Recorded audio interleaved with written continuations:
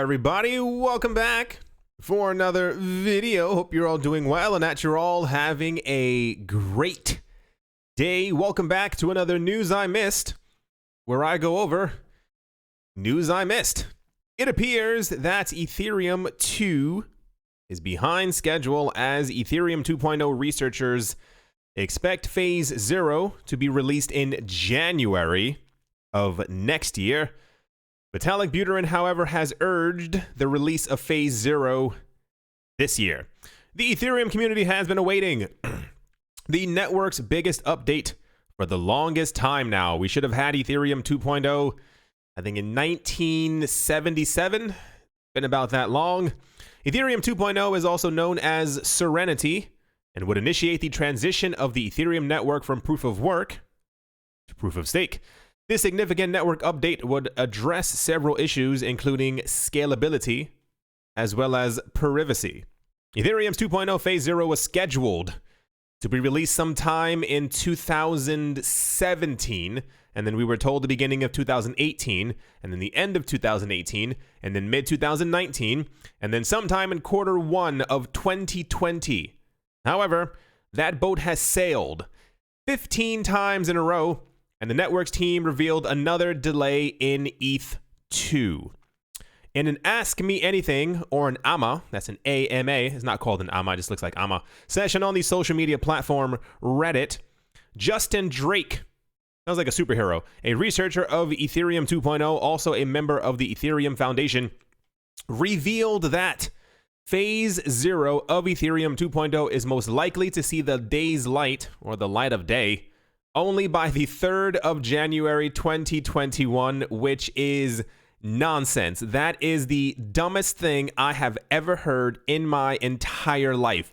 Because if you've been paying attention, if you've been here for more than a year within the cryptocurrency space, look at the actual dates. I believe we were supposed to have received Ethereum 2.0 on the 3rd of January in 2020.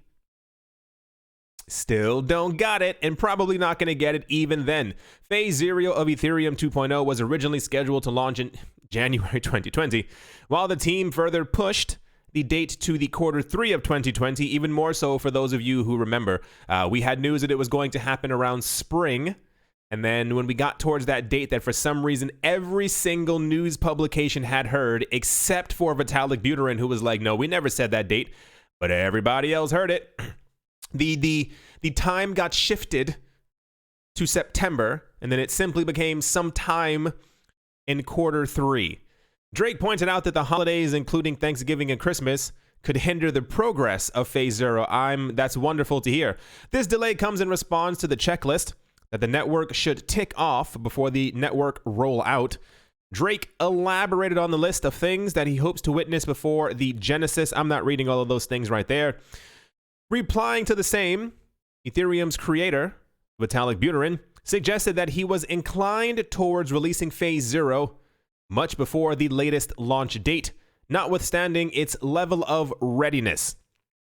He wrote, ETH1 took 4 months from the first client testnet to launch, the end of March 2015, Olympic, to the end of May 2015 for ETH1 launch. 4 months. And I'd argue that 4-month clock started ticking for us at the beginning of July when Altona launched. Buterin further argued that Phase 0 of Point 2 was both simpler as well as more intricate than ETH1. However, he suggested that ETH2 Phase 0 was simpler on the net. It doesn't matter. I'm tired of excuses at this point. I told all of you at the beginning of the year, if we got any more indications that Ethereum was going to be delayed, that is... Everyone else has already basically moved onto other platforms. The entire reason why Ethereum had such a huge leg up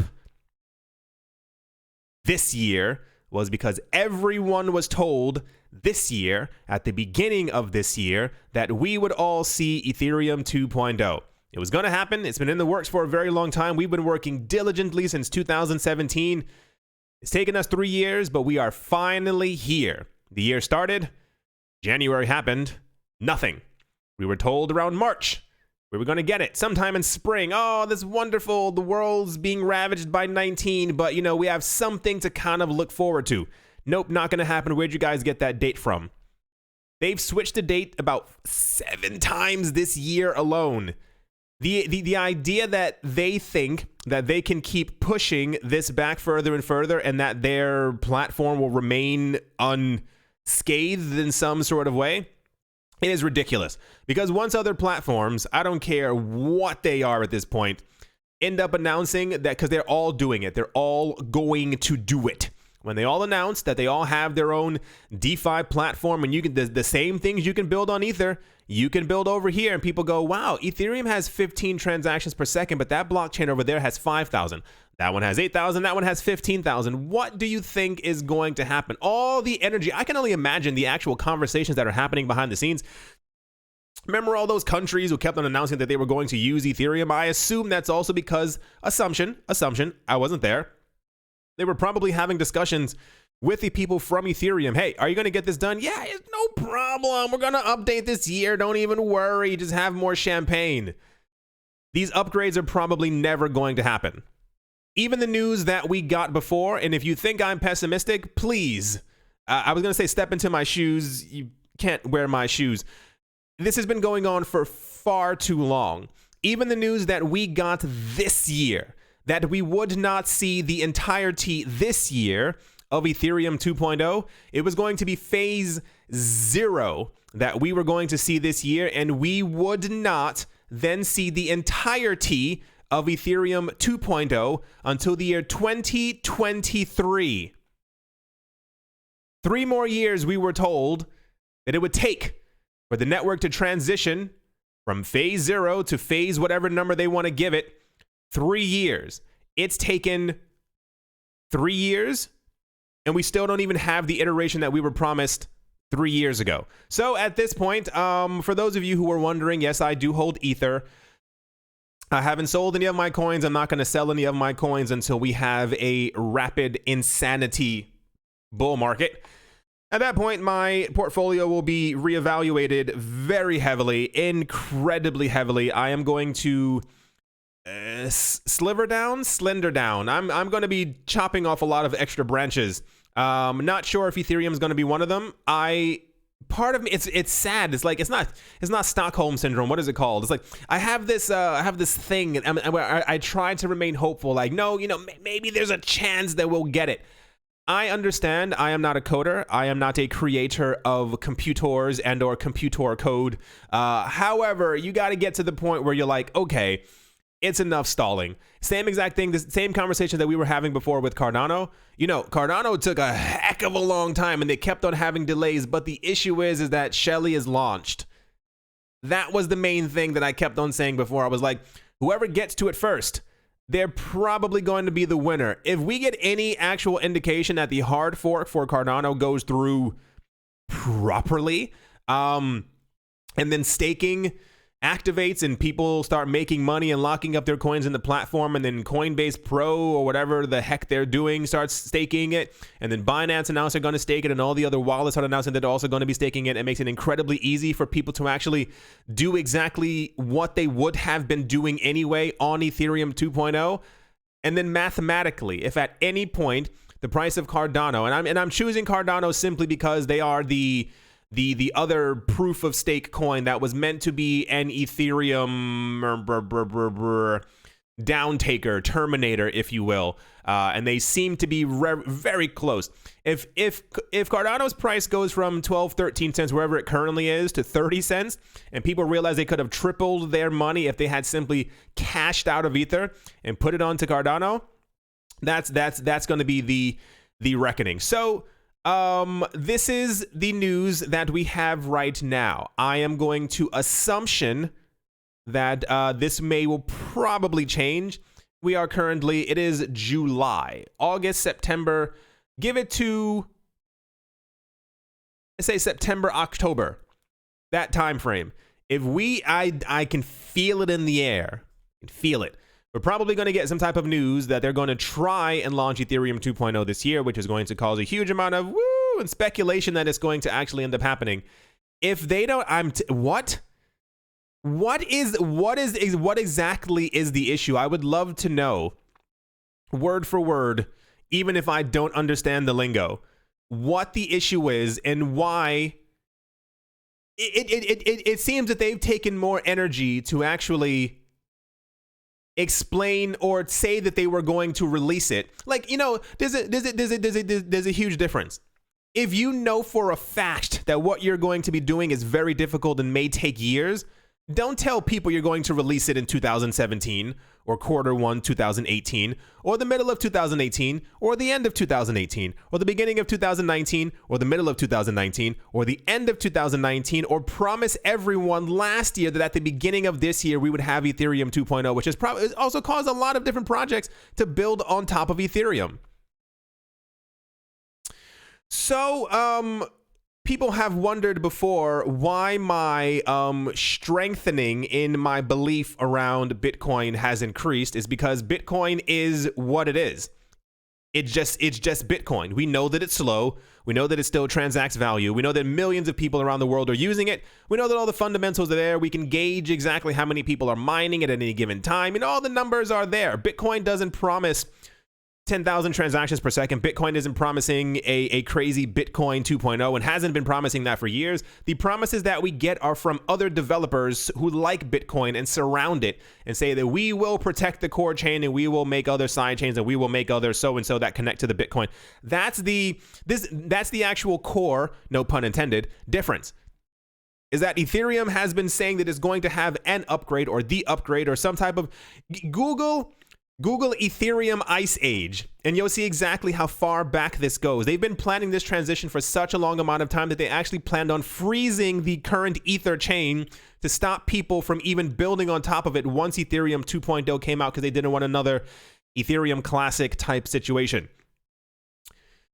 Anyway, yeah, man, oh man, oh man, oh man, oh man, oh man. I saw this and I was like, there's no way. There's no actual way. There's no way that they're even thinking of talking about a delay. And the idea that Thanksgiving or Christmas, first of all, Thanksgiving and Christmas aren't one long holiday. They're not a whole like 36 days connected together. They are a day. So I don't see how that would even cause further delay. Like, I understand people going to see their families for maybe the weekend, maybe 4 or 5 days. But I feel like cumulatively, if you were with your family from the 23rd, 24th, 25th, and 26th, especially for Thanksgiving, 8 days is probably not a good excuse as to why there's going to be another delay. Like, imagine having 365 days, and then you take 8 days off to go stay with your family for holidays. And that causes, anyway, the entire point is I'm sure you can feel my sentiment right now, because I had so much hope for this. I had so much, all the partnerships, all the building on top of it, all of the countries who were like, we're going to put our laws, we're going to put our farming so-and-so onto this one blockchain. How much time they've wasted. They've wasted everyone's time. How many other people could have built on other blockchains, and how many other projects could have flourished? Because they had, they were capable of doing 5,000 transactions per second. Oh, if you also want something else really weird, we were also promised by, I think it was 2018 or 2019, that Ethereum would be able to process 1 million transactions per second. And the news that we got a couple of months ago, about the phases of Ethereum 2.0, that we'd be able to hit a good steady 10,000 transactions per second during the entirety of Ethereum 2.0. So we'll see how this turns out. At this point, I will root for other altcoins more than I will Ethereum. Like I said, not spending or selling any of my coins. However, at this point, my bets are on anyone else who gets the most amount of projects built on top of them. Because anyway, that's news. And let's move on. In incredibly popular news, I don't know why the world is this way. Jeff Bezos from Amazon would have enough money to buy all the Bitcoins. These are the hypotheses. One of the mantras that drives the Bitcoin blockchain is that it is decentralized and cannot be controlled in any way. This is due to the fact that it would require a lot of computational power and economic power. It is extremely difficult, if not impossible, to stop this asset, especially when it comes to the fact that it is censorship resistant. On the other hand, it is also true that there are indirect ways to get control of it, i.e., to have enough BTC to monopolize the market. It would be enough to have 11 million Bitcoin to hold more than half of it, because that's how math works. Before answering this question, we have to consider that as the demand increases, the price increases. So the assumption that we are making implies that the price does not change. Hence, it is plausible but unlikely assumption. By making a couple of calculations and considering that the blockchain is public, I'm tired of reading this. The point is, for those of you who don't know, a couple of days ago, Amazon stock keeps going up, while the rest of the stocks are slowly realizing, that this year has been intense. For some reason, tech stocks are performing quite well, and Amazon keeps performing quite well, as does Tesla. Tesla announced that they were on the cusp of creating their self-driving car fleet, what have you, so on and so forth, and their stock price went up. Absolutely wonderful. But for some reason, Jeff Bezos got so richos that apparently he is wealthy enough to be able to buy all the Bitcoin in circulation. I saw this article, I was like, okay, but then it kept on popping up, and it kept on popping up a bit more, and then it kind of was all over the place, and I was like, who thought that this would be a good idea to even discuss or talk about? Why was this in the cryptocurrency news? The idea was that Jeff Bezos, for those of you who don't know, he makes, Google it, Jeff Bezos makes, I think, $245 million a day. Obscene per day. The idea was that he had become so rich that if he wanted to, he could buy all of the Bitcoin circulating. The problem is, for those of you who don't know how life works, you have Bitcoin, she has Bitcoin, a lot of people out there also have Bitcoin. So this would also require Jeff Bezos draining everyone else's wallets and handing them the equivalent amount of Bitcoin at that current time, which I'm going to assume that he is not capable of doing. Also, if Jeff Bezos actually, first of all, there are 18 million Bitcoin that have been mined. Around 6 million are believed to be lost and gone forever. That leaves us a good 12 million Bitcoin. We know that, what's their face? Between Grayscale and all the other rich people out there, they hold significant portions of Bitcoin. So roughly, let's say realistically, especially the numbers that we've had before, there's probably maybe anywhere between 1 to 4 million Bitcoin actually circulating. If Jeff Bezos decided to buy up the 1 to 4 million Bitcoin that were circulating, this is not all the Bitcoin that there are out there. However, he would raise the price dramatically and make everyone else rich. So maybe that was part of the news. Maybe it was the speculation that potentially he could think about buying all of the Bitcoin. I don't know where that came from. This was all over the place. Who thought? And I mean, like, the reason why I said all over the place, because I assume, one time maybe, is that fake? It looked like fake plants behind him. I would assume, see, it looks fake over here. It looks kind of fake. I would assume that one person would be like, oh my gosh, write the article, he could buy all the Bitcoin. But this article was like 78 times all over the place, and I was like, who thought this was a good idea? Jeff Bezos has even said before, I don't even think he likes Bitcoin. Rich people don't care for Bitcoin because they're already mega rich. They don't care about the economic inequality or the prices of anything. He makes $245 million per day. He could lay in his house, take a big sleeping pill, go to sleep for 24 hours, and he'd be able to buy an entire street somewhere. The point is, there's a reason why it's news I missed, because I saw this and it kept on popping up day after day after day, and I was like, geez Louise, who is making this news up? So the news is, no, Jeff Bezos probably is not going to buy all the Bitcoin in circulation. If he wanted to, I'm sure that he could. However, no. Alrighty, yeah, got that out the way. Let's move on. Next up, also in popular news, ? Expedia now allows its over 700,000 accommodations to be booked with cryptocurrency through the crypto travel platform Travala. According to an announcement shared with Cointelegraph by Travala on the 6th of July, the firm added over 700,000 accommodations to its crypto-powered travels platform. Already over 2 million options available in 230 countries. Wow. Senior Vice President at Expedia Group, Alfonso Paredes, said that the company aims to scale up Travala's business faster than it did expand it so far. Furthermore, He said that the firm also recognizes innovation and the importance of allowing users to choose their preferred payment method.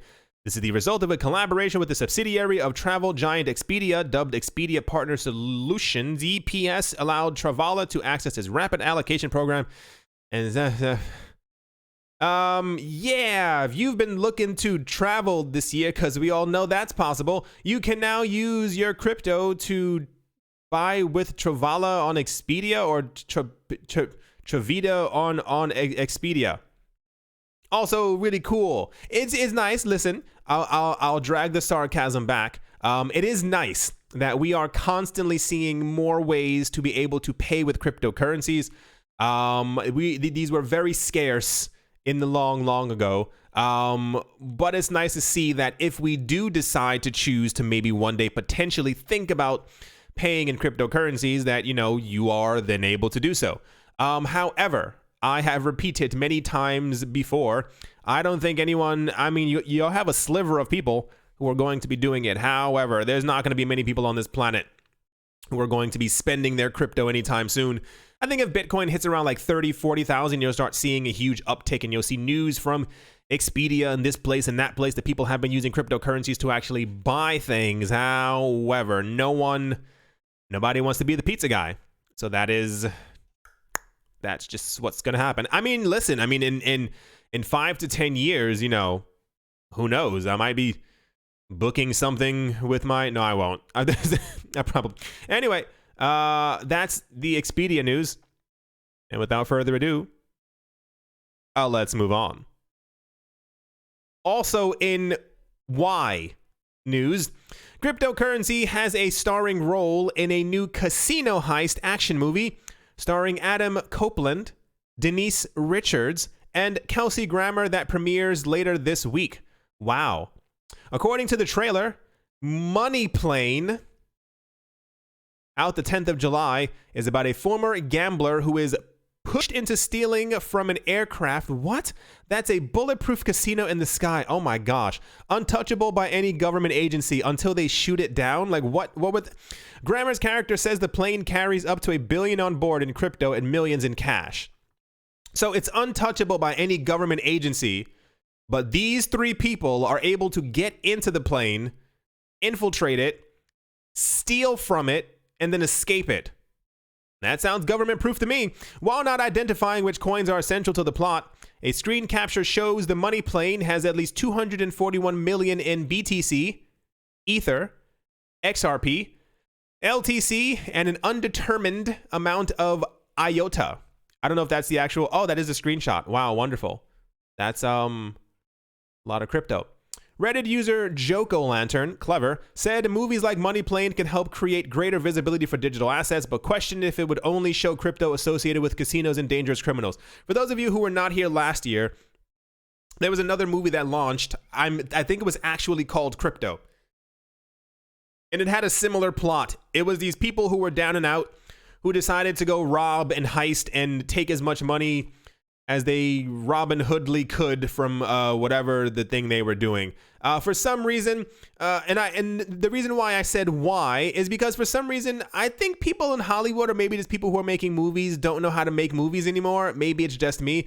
I feel like there are so many other storylines that these people could have come up with for a cryptocurrency-based movie. And the farthest they got was, there's cryptocurrency on a flying casino that governments can't touch. How about like a futuristic sci-fi movie where people are actually transacting in Bitcoin, the government tries to shut it down, but they can't do it, and androids start coming over and the aliens pop up and boom, boom, boom, boom. Anyway, yeah, this is Money Plane. It's also really weird because a lot of people then only have cryptocurrency. Not that they only have it in a negative light, but it's more like a, you know, the entire idea in 2013 and 2014 that BTC was only for criminals and ladies of the night has kind of flown out the window. We've moved well beyond that. We're now talking about Ethereum 2.0s, you know, and what have you. Anyway, yeah, that's a movie. Somebody made that. It'll probably take us a good 3 to 4 years before we have like a meaningful movie about crypto, or even something that kind of like gets the audience kind of riled up and kind of, yeah, let's change the system. Let's make things better monetarily for the world, as opposed to three people are going to rob a plane that is unrobbable, but they can rob it. Whew. Let's move on. Next up, a crypto sympathetic official has been named as the next leader of Japan's financial services agency. GG Press reported on the 7th of July that the Japanese government has decided to appoint Ryotsu Himino, very cool name, to the next commissioner of Japan's financial services agency. The official announcement will be made next month, or this month, sure, why not? Cointelegraph has reached out to the FSA to confirm the news, but has not received replies yet.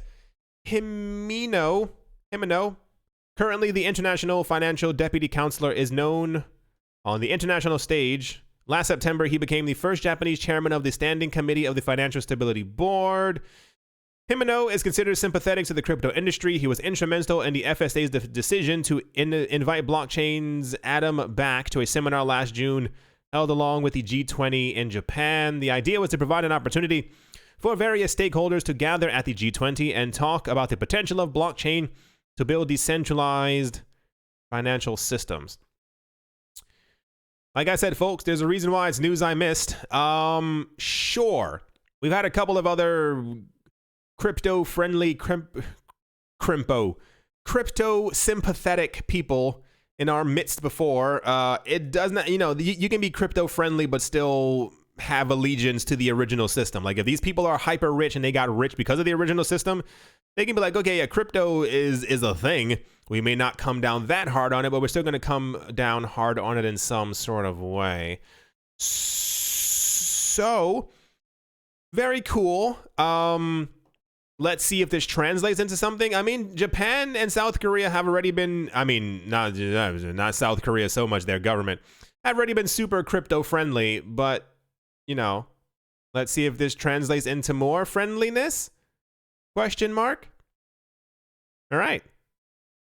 Moving on.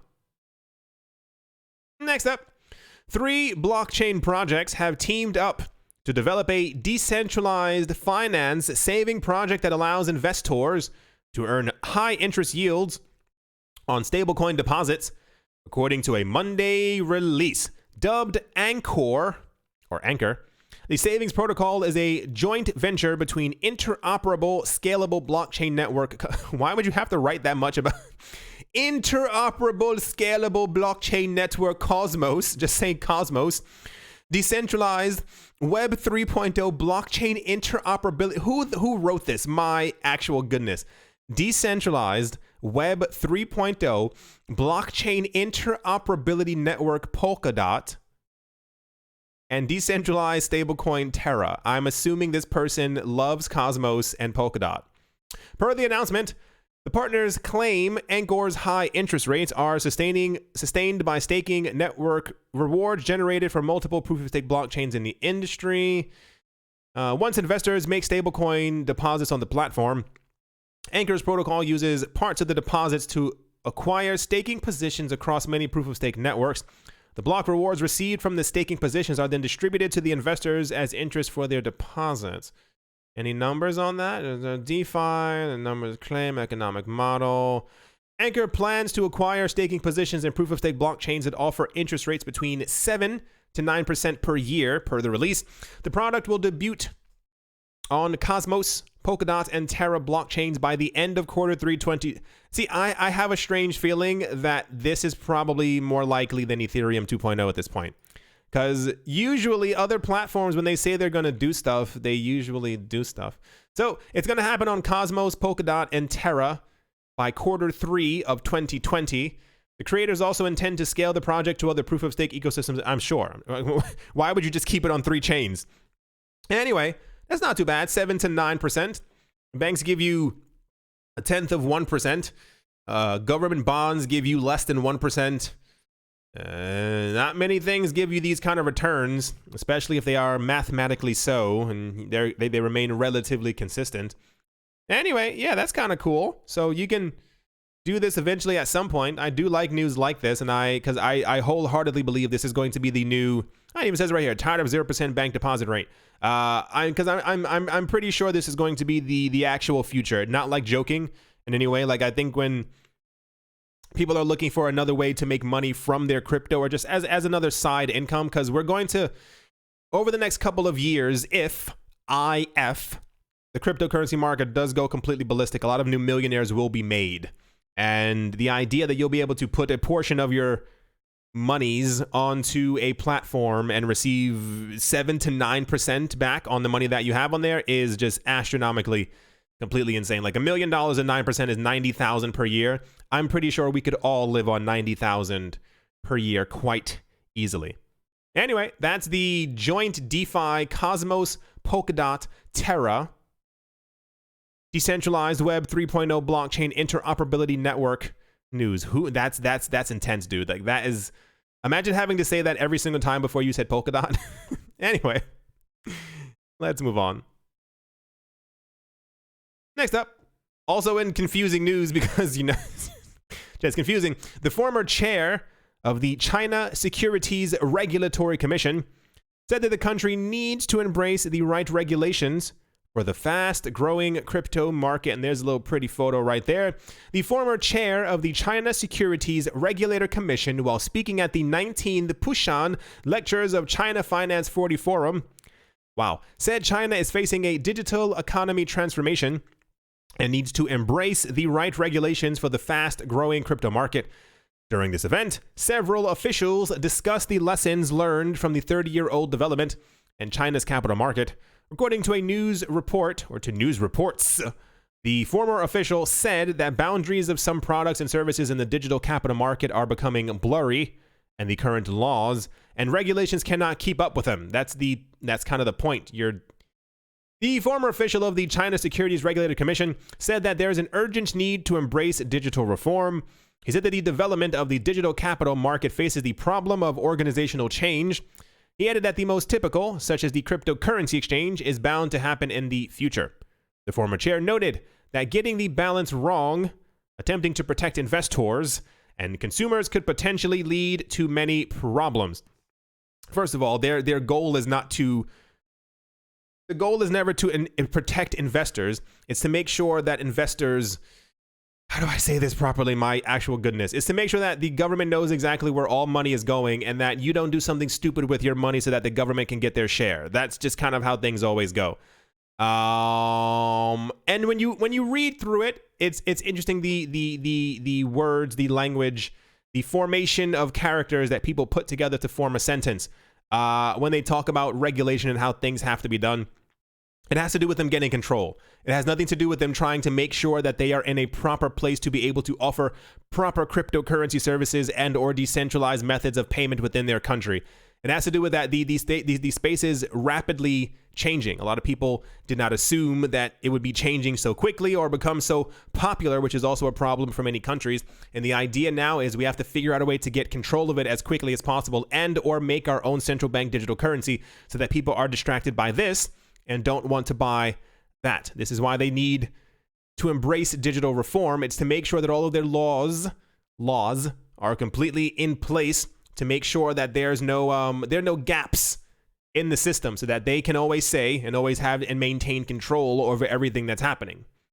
That's how it works. However, the news was touted as relatively positive, saying that someone from their former SEC that they need to amend crypto laws. Like, you can amend crypto laws in a negative way as well. Like, you can totally change your laws, and you can also make them more draconian. You can also make sure that people are required to have a credit score, and if you don't like what they're saying, that you can also ban them from leaving the country or not being able to take a high-speed train. That's also a thing. Look it up. Google Sesame credit score, and you'll see exactly what I'm talking about. So while this was touted as a positive development in many places, I'm certain that China at some point is probably going to allow the usage of... You can already buy Bitcoin and hold it. You can't trade it. I assume at some point they're going to allow cryptocurrency trading within the country through a hyper centralized network. And I assumption, they're probably not going to add Bitcoin, especially as Bitcoin is meant to have many private layers on top of it in the coming future. I could totally see them trying to create their own version of Bitcoin and or adopting many other coins that they're probably telling some people in their country to create right now as the new hype coin that can simply be traded back and forth through different social media platforms because there's only like 2 of them, and they'd still know exactly who's trading them back and forth. So if you don't put these things on your taxes, well, they know because they can see everything you're already saying on the platform. So I assume some type of a parallel thing will happen in their own economy because the money to be made from trading cryptos is far too insane not to get into it. But I don't see or foresee a future where they're going to be allowing any free movement of numbers on a screen, because if you haven't been paying attention to the news, maybe you should. And to finish things off, where are the words? Following the first USDC address blacklisting, concerns about increased regulatory scrutiny over stablecoins motivated Ethereum researchers to create tools to track blacklisted addresses across all major stablecoins, including Tether. They said, turns out 39 addresses have been banned from using USDT on Ethereum as of now. Made another dashboard to keep track of the USDT bans here, and there's a little number 39 right there. Tether leads the pack with 39 blacklisted addresses, while the other 2 share the second spot with only 1 address each. Most of the blacklisted Tether addresses are empty or contain little in terms of cryptocurrency. Maybe they've been drained. The few addresses that contain USDT added up to $7.9 million worth of Tether, with roughly 6 million of this from addresses frozen in 2020 alone. Once blacklisted, these addresses cannot send or receive Tether. Those who try to initiate a transaction will see a rejection message as follows. It says, fail with error, address frozen. It's not clear why Bitfinex would blacklist addresses that do not contain any funds, but the exchange is likely answering to requests made by law enforcement. Cryptocurrency exchanges usually collaborate with law enforcement, routinely banning addresses, blacklisting users, and disclosing transaction records. Aren't cryptocurrency exchanges just great? I mean, can we all just give a hand, to all the Coinbase being one of the major ones who just really, they make sure to comply to make sure everyone gets in trouble. The point to be made is, yeah, this was also relatively popular news. There's a huge movement of people moving their coins from cryptocurrency exchanges because stuff like this is going to continue. It is going to be a lot easier to be able to freeze your crypto account than it is your bank account. There's very little barriers that they're going to have to go through, and this is going to become a major topic over the next couple of years. As a lot of people think it won't happen to them, it can't happen to them, or it'll simply happen to someone else and they start getting their money frozen. And it's going to cause a lot of panic amongst a lot of people who realize, hey, I have, hundreds of thousands and or millions in crypto that I cannot use, because we mentioned before, it's not you that has to do something illegal. It's other people who you got your coins from. The idea is, let's say this person in this country did something that was deemed a no-no. And at some point, he sent that money to his sister. His sister sent that to some guy across the street. That guy across the street put it onto an exchange. And at some point, that exchange, you bought the coins and then now it's in your wallet. You are in some way connected to that negative transaction. And usually when they start blacklisting addresses, it's because everything is kind of tied together. And then they may at some point go, hey, you are holding these bad coins. Where'd you get them from? And they can confiscate them from you. They can do whatever they want because it is blacklisted. But this is going to be, this is already a problem now, and it's going to become one even more so in the next couple of years, because they can change the definition of what is a no-no and simply say, well, we think you may be part of this. You say you do, how can we possibly not know that you also weren't part of this no-no, and therefore we're going to take your coins. So yeah, that's the Tether news. I don't think anyone should be surprised that Tether addresses or any or many cryptocurrency exchanges coins can be frozen and or blacklisted or stop you from spending your money. How many of you have tried to take your money off of cryptocurrency exchanges and they tell you no? How many of you have a a monthly withdrawal rate of $1,000, and that's all you can take out unless you give them your blood type and all these other things, and then you're finally able to do with your money as you please. What I always found the most interesting is that you can buy as much crypto as you want, but taking it off of these platforms is always that's always the hassle. That's the problem. You can dump as much money as you want into the system, but when you try to take your money out of the system, that's when all the red flags begin to pop up. Anyway, that's the Tether news. Unsurprising, and this is pretty much what I'm expecting. The last thing, the last topic, the last place we were just talking about, I assume that's gonna be a very big thing there in the coming years.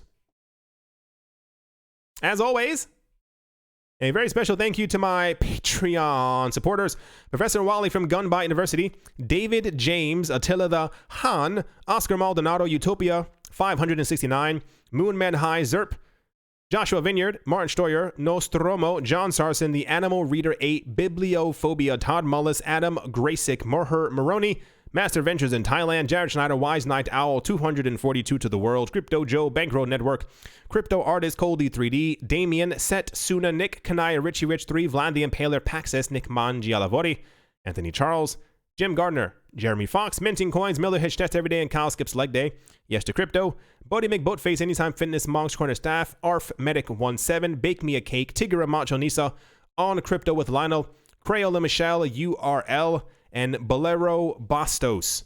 Thank you all very, very much for your support. Thank you to everyone who is a member of the channel who clicked the little button below, and thank you to everyone who is a clicker of affiliate links. I thank all of you in many different ways. You're all awesome.